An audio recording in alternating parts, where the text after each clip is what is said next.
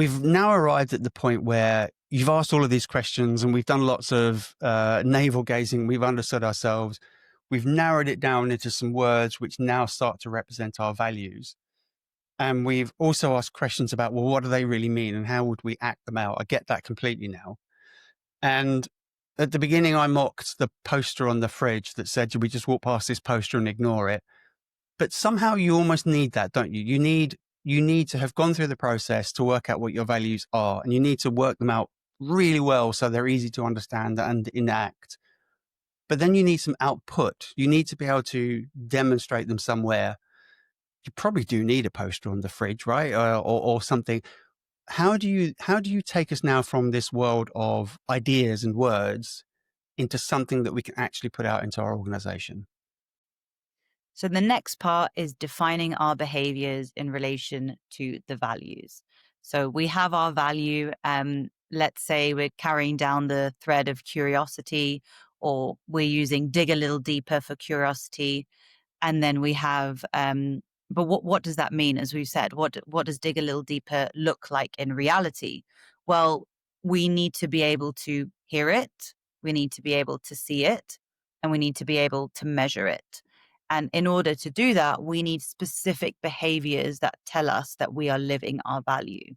So in that room, I would get you and your colleagues to write down behaviors that actually demonstrate that we can see curiosity, we can hear curiosity, we can measure curiosity.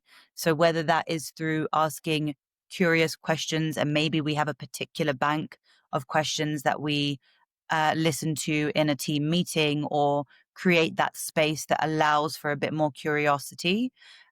It's about being specific about the actions and behaviors that sit underneath each particular value. And once we build that all together, that becomes your behavioral playbook to live by. So you can then measure whether people are actually living these values or not. And more than that, more than just seeing the behaviors taking place.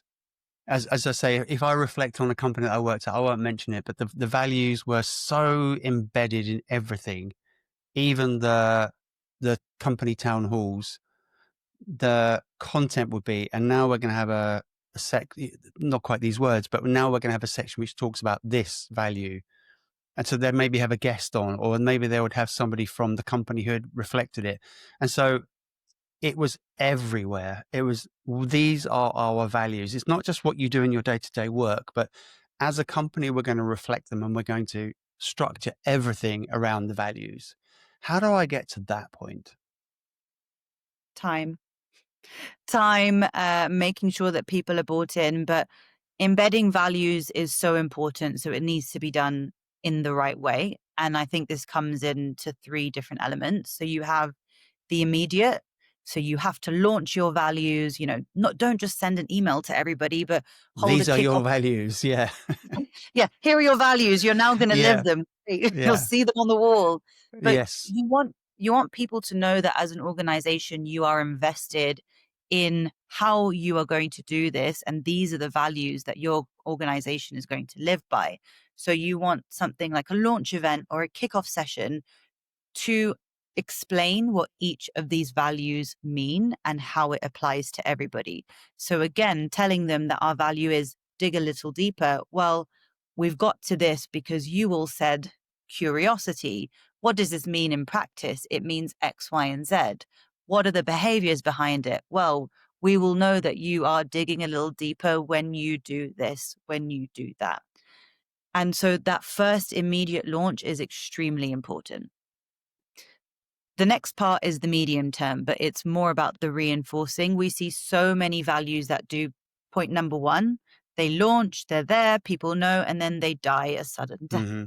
And actually, this is the part where we need to weave them into our daily life. We need to make them a regular part of conversations or meetings. Or are we having a difficult decision or a difficult conversation? Can we use those values as a compass to help guide that? Are we giving feedback? And instead of giving feedback in a generic or vague term, can we use it in relation to one of the values? I noticed X. could we perhaps do something that's more in line with why? So coaching maybe your employee to help get to that value. Um, and then, of course, recognition and praise becomes a really big part of that. So when we see people behaving in the way that's in line with our values, we want to recognize them and we want to praise them so that people start to see that and it becomes more and more something that gets talked about. And maybe we have, values champions that then that we can highlight and showcase who are doing great work.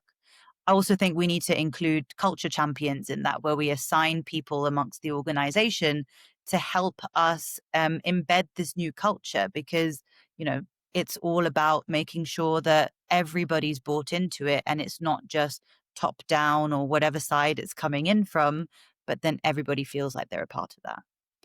And then, of course, we have the long term.